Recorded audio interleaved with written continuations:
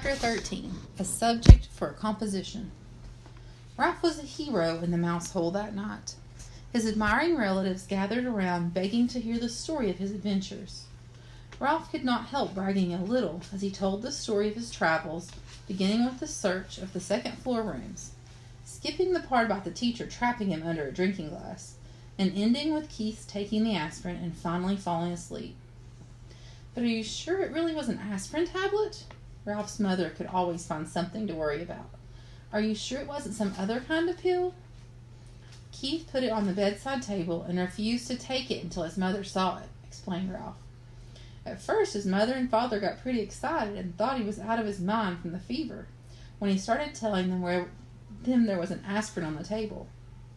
Then when they saw the pill and could tell from the letters on it that it really wasn't aspirin, they decided the night clerk must have found it and brought it up. They thought the windows rattled so much they did not hear his knock. "Oh, Ralph, I am so proud of you," said his mother, with a sigh of relief, while his brothers and sisters and cousins stared at him with shining eyes. "Good work, Ralph. I didn't think you could do it," said Uncle Lester heartily. "I feel much better about room service now that we have left an aspirin for a tip," said Ralph's mother. "I feel that at last we have done the right thing." "Our Ralph is growing up," said Aunt Sissy. "Yes, Ralph is growing up," agreed his mother, with a sad note in her voice. "It's hard to believe. It seems only yesterday that he was a tiny pink mouse without any hair." Naturally, this embarrassed Ralph, but now that his mother had finally admitted he was growing up, he decided to make the most of this moment. "Now can I go down to the first floor by myself?" he asked eagerly. "We'll see," said his mother, looking worried once more. "Nonsense," said Uncle Lester. "Of course he may go. Ralph has shown that he can be a very responsible mouse." "I guess you're right," agreed Ralph's mother nervously. "Oh, boy!" exclaimed Ralph. "Tell us again how you climbed down the vine and the owl nearly got you," begged a cousin. "No, tell us again how the ambulance got stuck in the crack," said another. "No, tell the part about how you got the dog to bark," pleaded a third. The only flaw in the evening for Ralph was the fact that he had not found the motorcycle on his travels through the hotel. Keith slept soundly, and the next morning, although he still had a temperature, Ralph was pleased to see he was feeling much better. "Do you hurt any place?" Mrs. Gridley asked anxiously, after she had given her son an aspirin brought by the milkman. "Is your throat sore? Does your stomach ache?" Keith shook his head.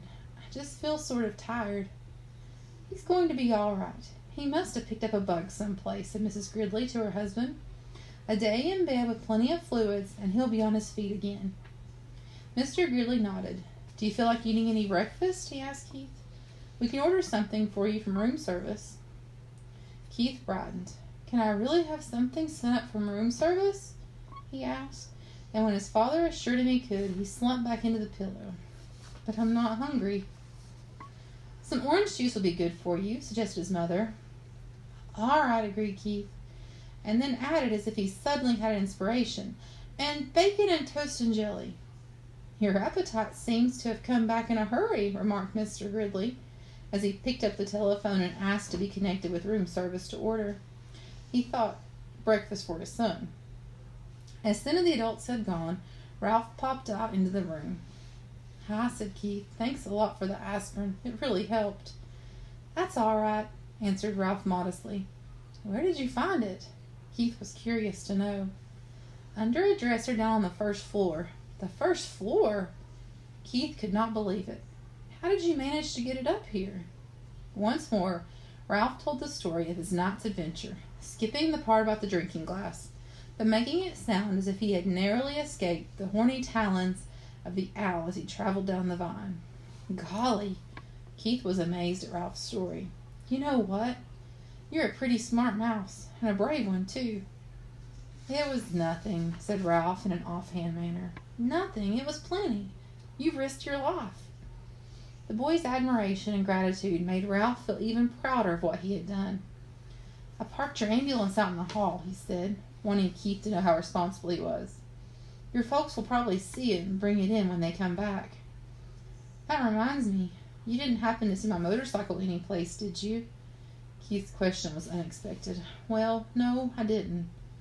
Ralph suddenly felt less proud of himself. But I didn't have much time to look. Yeah, I know. Keith was sympathetic. I just wondered. A knock at the door sent Ralph scurrying to the knothole. Come in, called Keith. Matt entered with a tray. Here you are, and here's your ambulance. I found it in the hall, he said as he set the tray across Keith's knees. Sorry to see you're under the weather. Thank you, I'll be all right. Keith handed Matt a coin his father had left for a tip. And thanks for bringing in my ambulance. Matt pocketed the coin. Thank you, he said. And by the way, does this happen to be yours? This doesn't happen to be yours, does it? He pulled the little motorcycle out of his pocket. Ralph was so excited he almost fell out of the knothole. Hey! Keith sat up straight, rocking the orange juice on his tray. It sure is. Where did you find it? In a hamper of linen that had been chewed by mice, or by a mouse. It fell out when the housekeeper was showing us the damage that had been done. I picked it up before anyone noticed it. Gee, thanks. Thanks a lot. Keith accepted the motorcycle and set it on his tray. It's my favorite. I didn't like losing it. I wonder how it got into that hamper of linen, mused Matt. Keith grinned but said nothing. Old Matt rubbed his chin and stared at the ceiling. I don't suppose a certain irresponsible mouse happened to ride it into a pile of sheets and pillowcases and get tangled up and dumped into the hamper. Keith tried not to laugh. I don't know any irresponsible mice, he said. Only one responsible mouse. Say, how did you guess? There isn't much around this hotel that escapes my attention, said Matt. I saw that mouse out in the hall with a little motorcycle. I imagine he's a regular speed demon. Ralph could no longer stay out of the conversation. I'm fast, but I'm careful. I haven't had an accident yet, he boasted and added hastily, recalling his fall into the wastebasket. At least not since I learned to ride the motorcycle. If there's anything I can't stand, it's a cheeky mouse, remarked Matt good-naturedly. What do you call getting tangled up in a lot of linen? What I mean is, I didn't crack up the motorcycle, said Ralph with dignity. He's not cheeky, defended Keith. He's brave. You aren't going to tell the management about him, are you? What's the use, said Matt. If they get rid of these mice, more will move in. Anyway, he's a cute little fellow. It cheers me up just to think of him tearing around on a little motorcycle. If only I could, thought Ralph. There followed an unusually pleasant day for the mice. Keith stuffed the bacon and toast and jelly through the knothole. The mice feasted on bacon and jelly before the ants could get at them, and stored the toast under the rapidly approaching time when Keith must leave the hotel. They slept all morning while Keith alternately napped and played with his cars. For lunch, they enjoyed peanut butter sandwiches again. Ralph did not sleep well that afternoon. He found himself thinking of the tantalizing glimpse he had had of the ground floor, and of all the opportunities it offered mice. Crumbs in the dining room, leftovers in the kitchen, scraps in the garbage. He lay daydreaming on a pile of shredded Kleenex. He could see himself on the first floor, pilfering crumbs in the dining room at night, after the guests were in bed, and from the dining room he would go to the kitchen, right past the night clerk, who was sure to be asleep. If only he could make the trip on the motorcycle. The thought of the motorcycle put an end to Ralph's daydream and made sleep impossible. After tossing on his bed of Kleenex, he got up and poked his head out of the knothole. Keith was awake, lying back on the pillows with his cars beside him. He smiled wanly at Ralph. How are you feeling? Asked Ralph. Sort of tired, answered Keith. Ralph climbed through the hole. Where are your folks? They went out for a little while. They'll be back. I'm supposed to take a nap. Are you going to? Asked Ralph. I'd rather talk to you. Keith leaned over and set the motorcycle on the floor. Want to ride it? He asked. Do I want to ride it? Ralph could scarcely believe he had heard correctly. You mean you'll let me ride it? After the way I lost it for you? You proved you could be responsible when you brought me the aspirin, explained Keith. You're more grown up. Thanks, said Ralph modestly. I guess mice grow up faster than boys. Keith sounded as though he longed to grow as rapidly as a mouse. You grow a little bit every day, Ralph said, as he removed his crash helmet from its hiding place behind the curtain. I guess you're right, agreed Keith. My dad measures me every 6 months against the door jamb of our kitchen back in Ohio, and each mark he makes is higher than the last, but I never feel myself growing. You wait long enough and you will be a grown-up. Ralph felt as if he had said something very wise as he slipped a rubber band on his crash helmet around his whiskers. I guess so. Keith slumped back on the pillows. But it takes so long.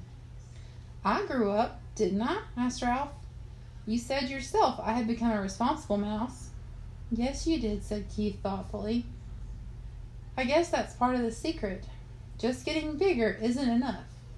You have to learn things like not taking off down a steep hill on a bicycle when you aren't used to handbrakes. Stuff like that. Ralph walked with a slight swagger to the motorcycle, grabbed the hand grips, and threw his leg across the seat. He remembered to pick up his tail before he started. He took off across the carpet, circled the room, covering the rough parts under the dresser and chair, and coming to a halt beside the bed. She has good balance on a rough road, said Ralph with authority. She's a mighty fine machine. Say, Ralph, said Keith, suddenly sitting up, how would you like to come with me when we leave the hotel? Come with you? Ralph was stunned. He had expected to live and die in the Mountain View Inn, and now he was being offered the opportunity for travel that he had dreamed of. Yes, come with me to San Francisco and then back to Ohio. Ralph's first thought was of the motorcycle. If he went with Keith, he would not have to be separated from the motorcycle. Keith must have sensed Ralph's thoughts because he said, You could ride the motorcycle every day. Ralph was silent. He had begun to think of other things. His family. The permission he had earned to visit the ground floor. Keith's family, and how they might feel about a mouse. Come on, Ralph, said Keith. You could travel in my pocket. Your mother doesn't care for mice, said Ralph pointed out. Not running around loose, agreed Keith. But she let me keep a couple of white mice once. I still have their cage at home. You would be very comfortable in it. Comfortable in a cage? Ralph was horrified. No, thank you. Oh, come on. Would you like to be shut up in a cage? Demanded Ralph. Well, no, but neither would I, said Ralph, especially now that I can finally go to the ground floor. In his disappointment, Keith slumped back on the pillows once more. I guess I knew you really wouldn't want to come, he said. I understand. I sure will hate to see this motorcycle leave, said Ralph, and added hastily, and you too, of course. The boy and the mouse were silent. Both were thinking of their wishes and their regrets that their wishes could not come true. Keith rolled over on his side and propped his head up on his fist. Would you like to keep the motorcycle? He asked. Keep it? Me? Sure, said Keith. I can save up my allowance and buy another one when we get back to Ohio. You really mean it? Ralph could scarcely contain his excitement. Keep it for my very own? Of course. How come? Ralph wanted to know. I just like to think of you riding it, said Keith. You know, if you grew up enough to be trusted with a mouse-sized motorcycle, maybe someday I could earn a big one. The excitement drained out of Ralph. I can't. I don't have any place to keep it. It's too big to go through the knothole, and I couldn't hide it behind the curtain forever, because I've heard that after Labor Day, when there aren't so many tourists, they take the curtains down to be cleaned. That is a problem, agreed Keith. There must be some place in a big hotel like this where you could keep a motorcycle. Ralph sat on the motorcycle, thinking as hard as he could. In the closet? He couldn't get it out when the door was closed. Under the bed? Eventually it would be found. How about downstairs, suggested Keith. I could carry it down for you before we leave. There must be a good hiding place down there someplace. There's that big old clock my ancestor ran up, said Ralph thoughtfully. Nobody ever cleans under it. But frankly, I don't care to have it striking over my head. Keith thought a while. How about that big television set in the lobby, he asked. The noise shouldn't bother you because you would only go under it at night when everyone was asleep. Yes, Ralph was excited. That's a perfect garage. I saw it when I got the aspirin. The legs are just high enough for the motorcycle, but not quite high enough for a vacuum cleaner attachment. Then it's settled, said Keith, and then added rather sternly, Ralph thought, but first you must ask your mother. Ralph dismounted and ran to the knothole. He was gone several minutes before he returned to announce in triumph, "She says I can keep the motorcycle if I promise to drive carefully and wear my crash helmet every single time I ride it." Swell. Keith was just as excited as Ralph. "When we check out, I'll hide it for you while my folks are busy paying the bill." "I can't thank you enough." Ralph fastened his crash helmet once more. "I never thought I would have a motorcycle of my very own." Keith lay back on the pillow and smiled at the mouse mounting the motorcycle. "It will be fun thinking of you riding around that big old lobby when I'm back in Ohio this winter going to school. And when the teacher asks us to write a composition about our summer vacation, I can write about meeting a brave mouse named Ralph, who rode a little motorcycle. I'll tell about your bringing the aspirin, except I'll have to call it a pill because I can't spell aspirin. Of course the teacher won't believe it, but she'll probably say I show imagination." Ralph felt proud to think he was going to be written about in a composition in far off Ohio. He grabbed his tail, gunned the motor, and took off, heading for the threadbare part of the carpet that made such good speedway. Round and round he sped, faster and faster, until his whiskers blew back, and he was filled with the joy of speed. He longed to wave to Keith, but he realized a good driver must keep both paws on the hand grips. He glanced up and noticed that Keith's eyes were closed. The boy had fallen asleep with a smile on his face. Ralph dragged his heels to brake the motorcycle. Quietly he parked it beside the bed, and quietly he removed his crash helmet and hid it behind the curtain. He did not want to disturb the sleeping boy. Ralph could wait to ride the motorcycle. It was his to keep. The end.